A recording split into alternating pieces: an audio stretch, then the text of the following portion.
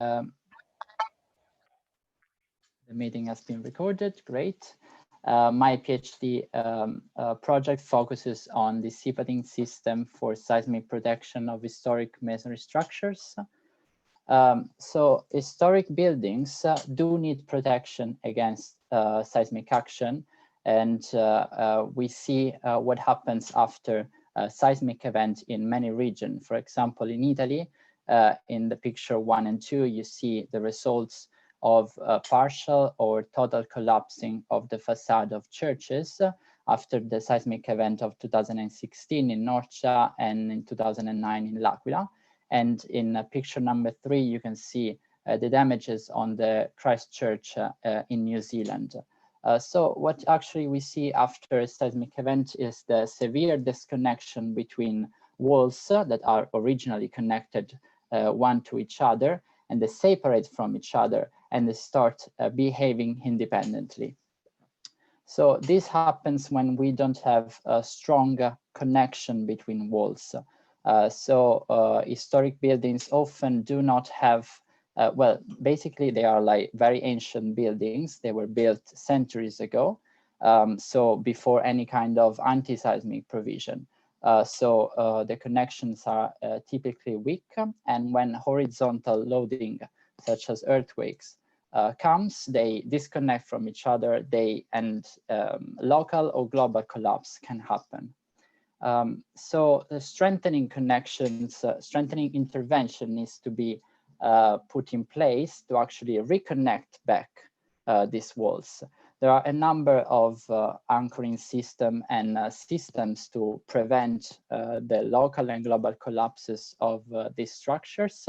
Just to mention a few, we have ring beams that have been used for some decades, but then today the use of ring beams, especially reinforced concrete ring beams, is not encouraged because they increase the load, especially on top of weak masonry substrata.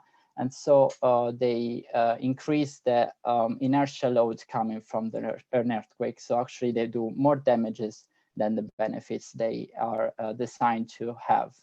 A system that behaves better are dry steel anchors. They are quite used by professionals, and basically are these anchors that connect opposite walls one to each other, and usually they have steel plates on the facade of the building to distribute the load from the ties to the masonry.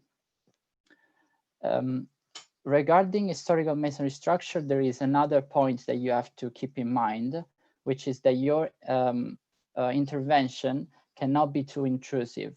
So you cannot damage the aesthetic of the building, because, for example, an historical building could be a church or a palace.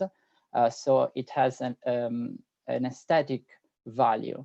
So your intervention needs to be discreet, and if you can, you should hide it. So, for example, a special mention for strengthening of historical buildings is needed for grouted steel anchors. Grouted steel anchors are similar to dry anchors, but in this case, the anchors are drilled within the thickness of the walls.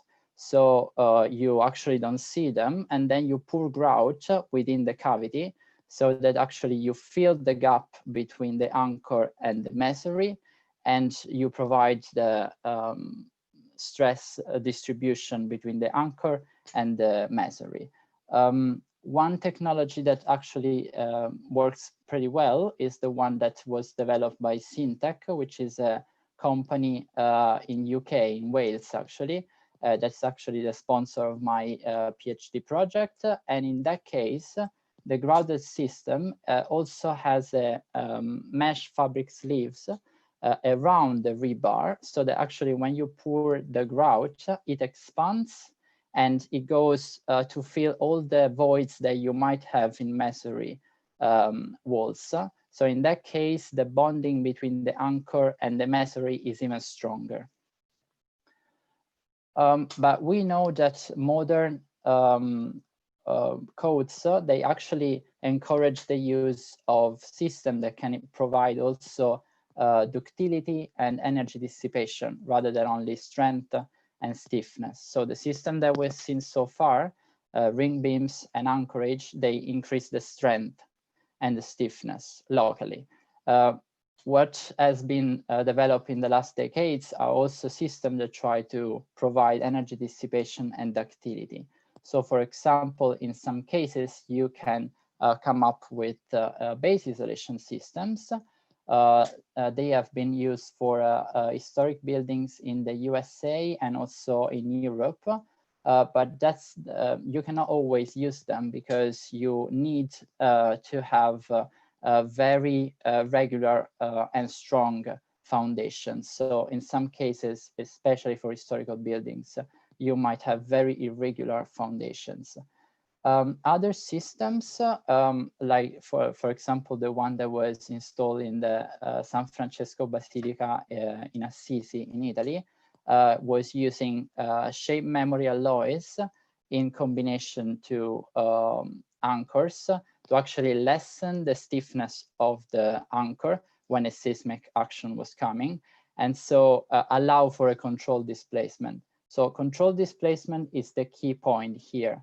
When you can allow for a controlled displacement, you are allowing your structure to move within a certain range, and while it's moving, you can dissipate energy in different ways.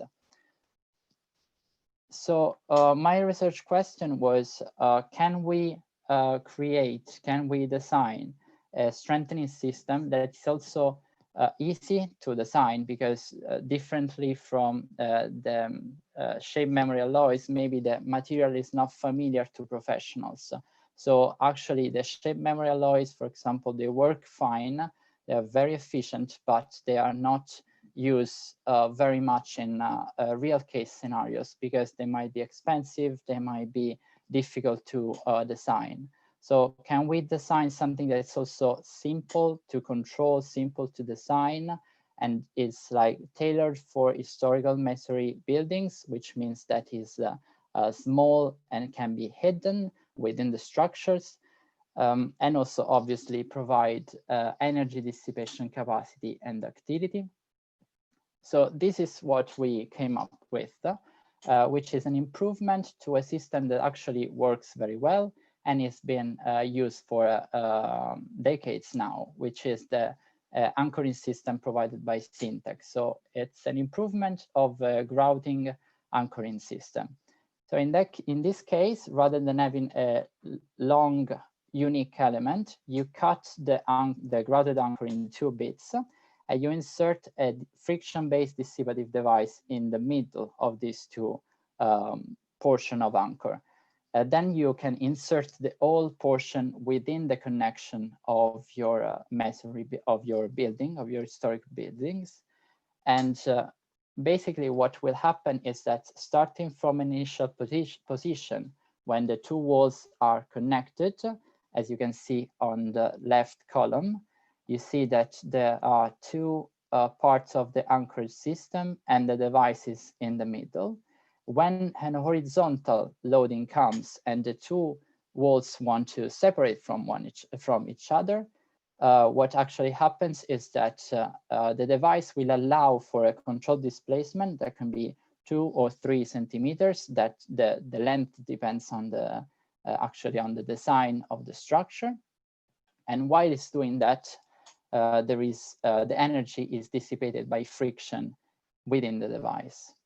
So if we want to have a closer look at the function of the device, it's, as I said, we wanted it to be small and simple to design. So friction-based design are a passive system, which means that you don't need any source of power coming from outside. It just work based on physics, basically, which is when you apply a vertical load, tightening those bolts, you are applying a compression between the external plates and the internal slider, so that the internal slider will only slide if there is a force coming from outside that exceeds the friction resistance. When the force comes, the slider can slide, And then there is this pin at the central that actually is controlling the maximum displacement. So we started with an initial prototype that has been patented, but actually we saw that it could be improved because the behavior, the performance was not very stable throughout cycles of load. So especially for larger value of load. So here you have a graph of displacement versus load. For larger value of load, you can see that actually the slider is sliding for values that range between 21 and almost 30 kilonewton, while for smaller values of sliding force, the behavior is quite stable. So how can we improve that? So we did some numerical analysis on top of the experimental tests, and we actually saw that only a portion of the slider was actually working. So our material was not working in a smart way, and also we had severe wear on the edges of the device only. So the central portion of the device was not working. So we came up with different design, and we changed the size and the shape of the device, and also we implemented some interface material that we know that control in a better way the sliding evolution of the device. So for example, when we introduce a brass interface, we already achieved less scatter of the results. Even better when we use an FEP slider, which is plastic material basically. And in that case, we further improve the performance of our device. So what the code really wants from anti-seismic devices is that they behave in a stable way throughout cycles of load. So within 20 cycles of load, the variation of the damping should not exceed a difference of 10%. So basically you have to use these two formulas to compute the damping variation and see if it exceeds a 10%. So for the initial prototype, it was above the limit. For the brass and FEP slider, it's below that limit. So we were happy with this final design. We also force an accelerated aging process, which means that we put our devices in environmental chambers, and we change temperature, humidity to trigger corrosion, for example, or bolt relaxation. And then we tested again the device after weeks of this aging process. And we saw that actually there was some problem with the FEP, now with the brass slider, because then the scatter was more, and also some fastener were developing rust.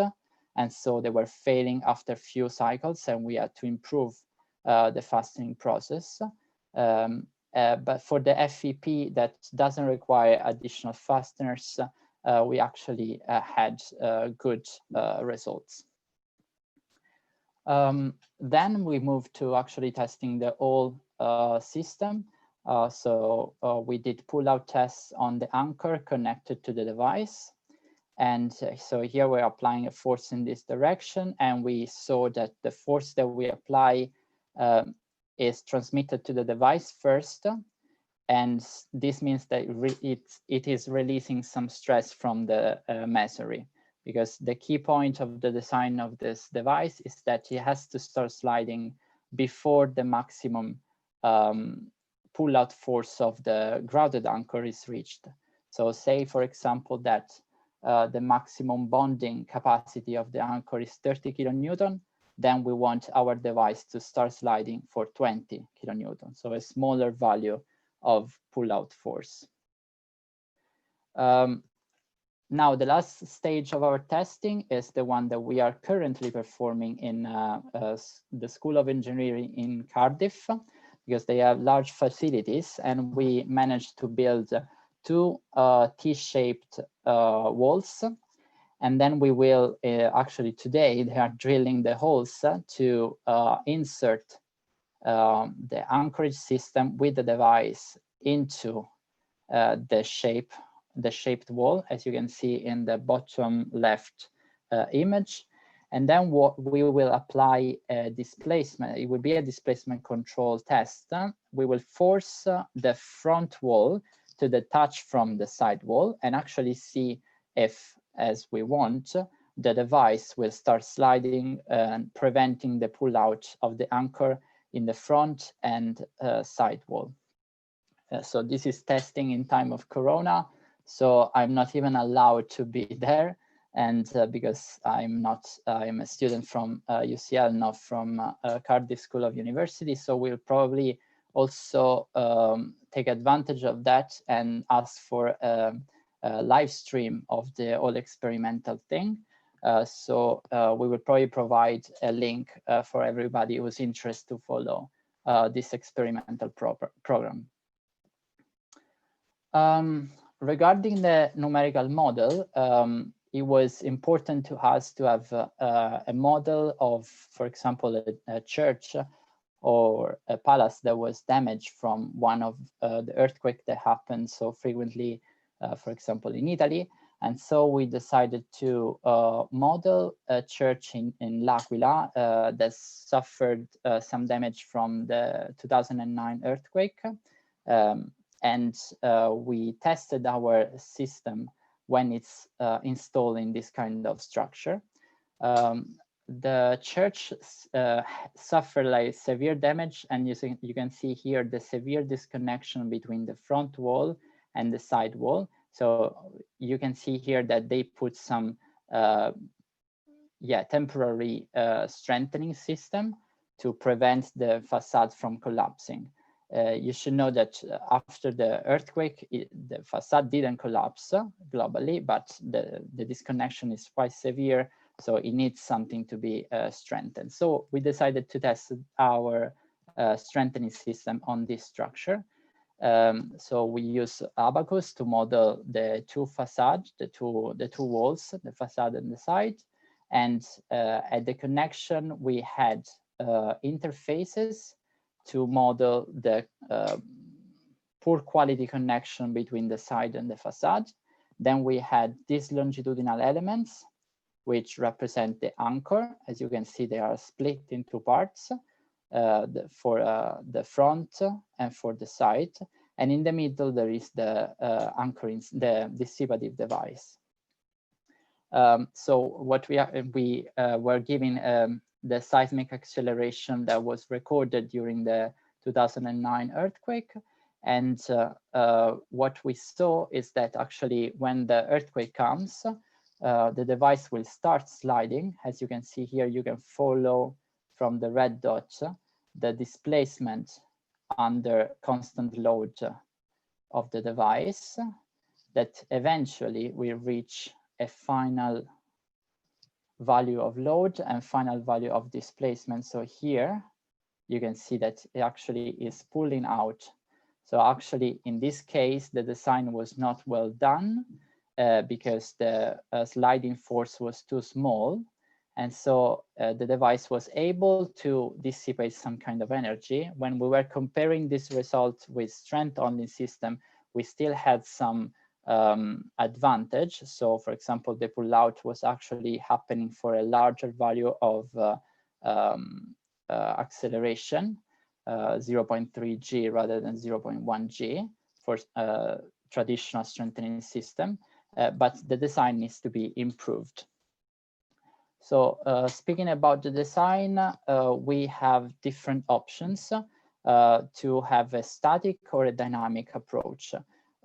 Starting from the static, you can reproduce your system, which is basically two walls detaching from each other and then experiencing some kind of rotation. Because here we're talking about out of plane failure, which means that the front wall is detaching from the side and then rotating again against a hinge point.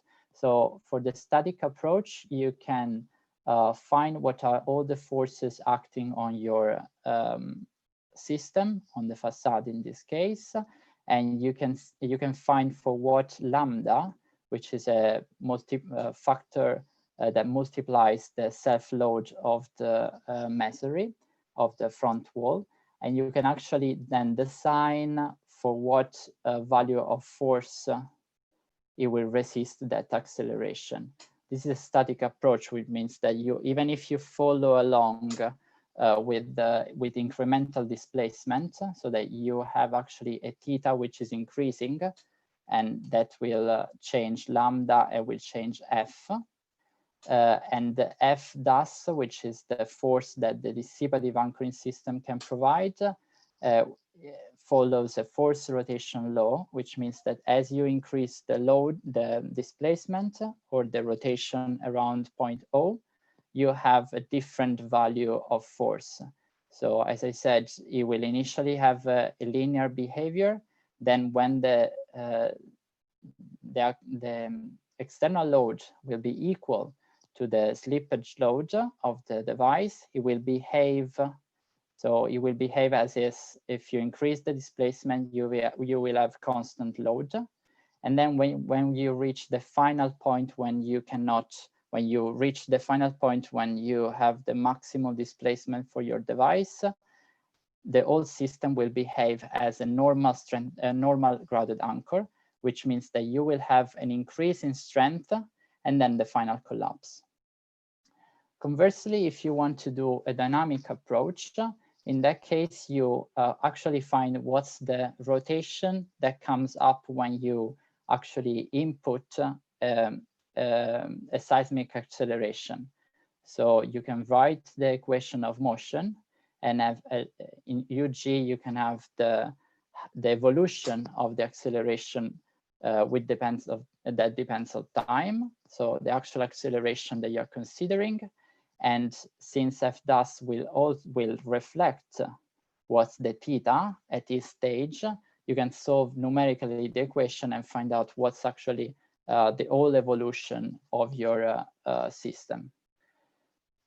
So a simple design is the one that we did within the framework of performance-based design. So it's the device allows for a shift in the design process from the force base to the displacement base, because when you're considering simple routed anchors, you need force-based design, because you want your structure to be stiffer and stronger, and you don't want any kind of displacement, because normal grounded systems do not allow displacement. So in that case, you might come up with a larger number of anchors that you need, or larger diameter of the anchors that you need. Conversely, if you move to a displacement-based approach, which is the one that we can do because we have a device that allows for a controlled displacement, you can reduce the number of anchors that you need and reduce the diameter of the anchor that you need. Why that's important? It's important because, as we said at the very beginning, for historic buildings, you want to minimize the intervention. So you want your strengthening system to be as minimal as possible to reduce your impact on the aesthetic of the building. So looking at some result, here we have the original system, and we have, here we are comparing the capacity with the seismic demand. So we have two performance points, the damage limitation point, damage limit, and the severe damage. So TC represents the last displacement that the wall will experience without having severe damages. So without having, that for us was the crushing at the base of the facade. So for the original system, you can see that the damage limitation is before that limit, but the significant damage is above that. But what actually you don't see is the total collapse of the facade, which is actually what we saw in the aftermath of the seismic event. So that there was damage, but there was not the total collapse. If you go with grounded anchor, the traditional one, the traditional grounded anchor, then you have an increase in capacity, but also the inelastic demand spectrum is larger. So in that case, you need a large number of anchors and large diameter of your anchors. If you use a dissipative anchoring system, what do you have? That your inelastic demand, so the spectrum, is reduced compared to the grounded anchors because you have more ductility. So the more ductility you have, the more you can reduce your inelastic spectrum. And also, if we look more in detail of what's happening in this region, you see that the damage limitation is already triggering the system, the device, because we are on the horizontal part. So in the linear part, actually the device is not yet active, but in the horizontal part, it means that it actually is sliding. The red curve represents an idealization of the blue curve, which is actually the real design, but for simplicity, the code requires to move from the real system to an idealized system, which has a linear behavior and then a plastic behavior up to the last point. And for both the performance points, so for the damage limitation and the significant damage, we have the activation of the device before the ultimate displacement that causes, in this case, the collapse, not the collapse, but the pull out of the anchors.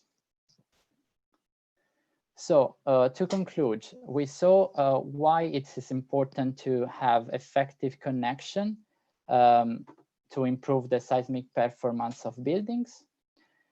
We perform a large amount of experimental tests on the device and on the system. And as I said, the last tests are now currently being made in Wales.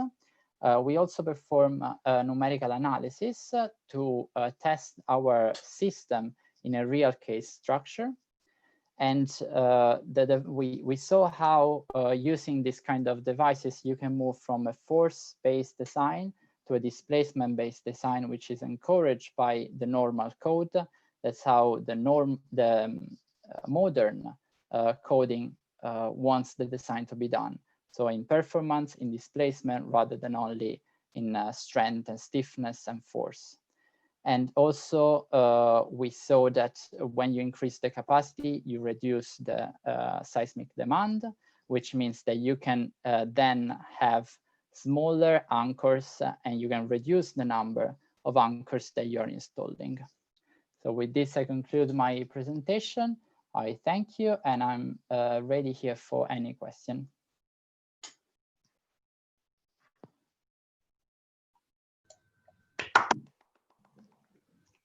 Well done. Thank you very much. On time, to the point, as always. So as always, we're open for any questions. So you can use the chat, or you can just raise your hand or unmute yourself and ask Victor any question that you have. Can we, if you don't mind, I'll start with some questions. Can we go back to the spectrums that you had? Yes, here. Okay. So the devices significantly affect the fundamental period of the structure as well. And yes. Okay. Yes, especially if you consider the idealized curve. So if you look at the blue curve, which is actually the real curve, the elastic period is not significantly affected. But if you look at the idealized curve, then yes, the period is changing a bit, but still is like keeping in the maximum acceleration range. Have you done any dynamic analysis on it as well, like IMPs? Yeah, so I am regarding dynamic, I'm using Abacus for the model, but also in a simpler way, we are just solving the dynamic equation of motion. So in that case, we can just follow along the rotation of the front wall under a seismic acceleration, but we are now testing that. And then we will compare those results with these results to actually validate them. Okay. And this friction device is like a mechanical device. It doesn't have any oil or hydraulics or anything like that. Yeah, exactly. It's only based on friction. So you just tighten the bolts and you apply a pre-compression. And then there are some springs that ensure that this force is like kept, because you probably will have to wait decades before any seismic event happens. But we tested and we saw through the aging process that actually the loads is like keeping constant throughout weeks and months of aging process. And yeah, it's quite simple. You just have to introduce it once, and then you don't have to yeah, do any kind of maintenance or repair. Yeah, that's amazing. That's only the bolts are the control, and you just give the engineer a tightening degree, and that's it. Okay. Can you talk a little bit about that FEP material? Is it like a composite material? You mentioned it's plastic. Tell us a little bit more about it. Yeah, so the FEP is a fluoroplastic material. So one issue is that the friction coefficient for this kind of material is quite low compared to steel-to-steel friction or brass-to-steel friction. So it's about 0.1 compared to 0.3 and 0.4 for steel and brass, which means that in that case, you have to tighten the bolts to a higher load. But we saw that even with the FEP, we could actually reach the range of load that we wanted. So it's about between 20 and 30 kilonewton, as you can see here in the force load displacement.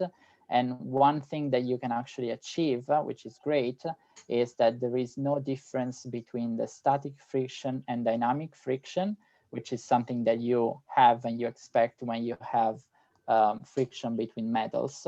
And this can hinder your design because there is quite a huge difference, even in like 10 kilonewton difference between the static and the dynamic friction, static and dynamic force. Okay, so you always have the same performance. Okay, so if the bolt is tightened enough, that's it. You get the same thing. That's interesting. Okay. Yeah. So we have like a table correlating the tightening of the bolts to the force that you can actually achieve. So it's quite easy and straightforward. Besides this feature, is it cheaper than steel? Is that one of the reasons that they went with this material, or? It's cheap because actually this material doesn't cost much, and like looking at all the benefits, also reduce the wear, and it's not affected by temperature changing. So it's the solution that we thought was the best. Okay. Again, if anyone has any questions, please feel free.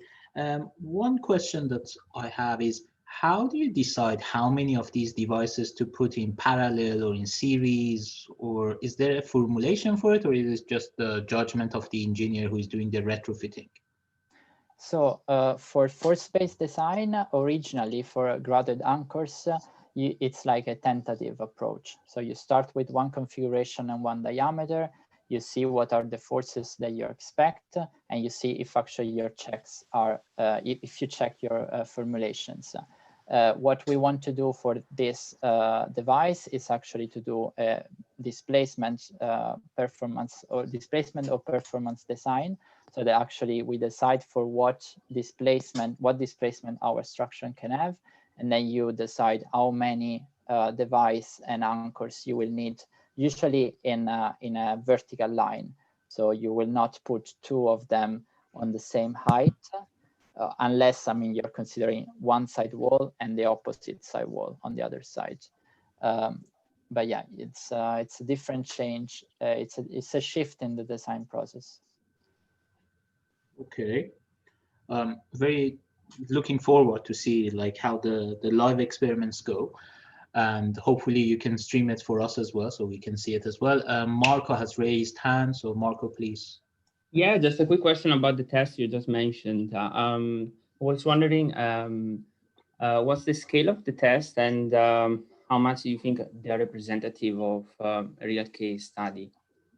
Yeah, so the last test that we are performing in these days, our wall is almost 2 meters high and 1.5 meters long, which means it's quite a good representation of the anchorage length that we are expecting.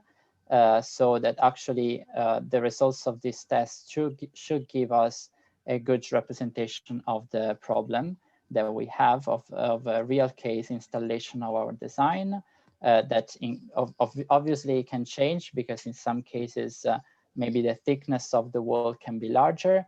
But let's say that this is we have a 35 centimeter thick walls, and this is probably like the lowest case scenario for our for historical masonry building or historical buildings, so that our test, if the device works for this test, it will work even better for other buildings. Obviously, there are some things that we cannot reproduce. Obviously, the full behavior of historical masonry buildings, it will be affected by other factors, such as connection between the sidewalls and the roof structures, or other things that we cannot reproduce in this test, but we are pretty confident that the results will be meaningful for us. Thank you, great. These are usually used for brick mortars, or can you apply it to like other types of material as well, like rock or I don't know, mud? Yeah, it could be also stone masonry, because one key important factor for the grouted anchors that are produced by Syntec is that the fabric sleeve that you see around the rebar actually expand when you pour the grout in, which means that, for example, if you have some voids within your masonry, because it's a stone masonry, because it's quite old, then the sleeve will expand into these voids, and so the connection is even stronger in that cases. So it Interesting fits to for see any it in kind of. action. Sorry? It's very interesting to see it in action when they input it and then it expands and then they test it.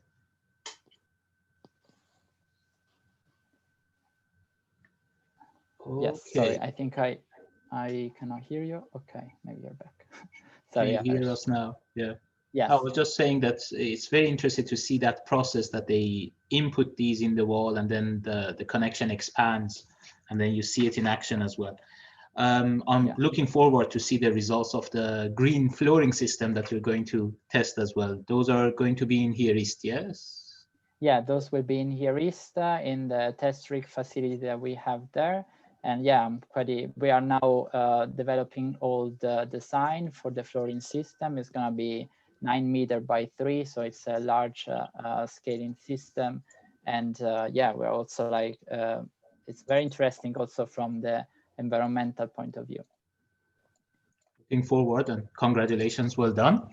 So again, join me congratulating and thanking Victor for this presentation. Very nice. And as always, I'll just have some announcements for the coming events. So today we did the dissipative systems for seismic protection of historic masonry structures by Victor.